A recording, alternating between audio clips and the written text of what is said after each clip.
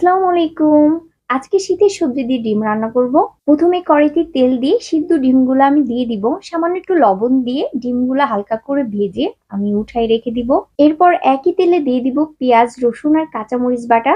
এখানে আমি সবকিছু একসঙ্গে ব্লেন্ড করে নিয়েছি। এরপর মশলাটা আমি ভালো করে ভেজে নিব। এখানে আমি আদা দিই নাই, তোমরা চাইলে আদাটা দিতে পারো। মশলাটা ভাজা হয়ে গেলে এখন আমি সবজিগুলো দিয়ে দিব। সবজির মধ্যে আছে আলু, ফুলকপি, সিম, পেঁয়াজের কালি। এরপর একে একে গুঁড়া মশলাগুলো দিয়ে দিব, হলুদের গুঁড়া, ধনিয়ার গুঁড়া, জিরার গুঁড়া আর স্বাদ মতো লবণ। এরপর সবকিছু একসঙ্গে নেড়ে চেড়ে মিশিয়ে একটু কষিয়ে দিয়ে দিব ঝোলের পানি। তরকারিটা বলক আসলে দিয়ে দিব ডিমগুলা, আরো দিচ্ছি টমেটো, দিয়ে ঢাকনা দিয়ে দিব।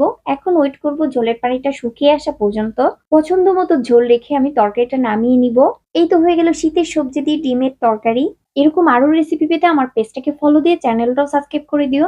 সবাইকে আবারও ধন্যবাদ জানিয়ে আজকের মতো এখানেই বিদায় নিচ্ছি। আল্লাহ হাফেজ।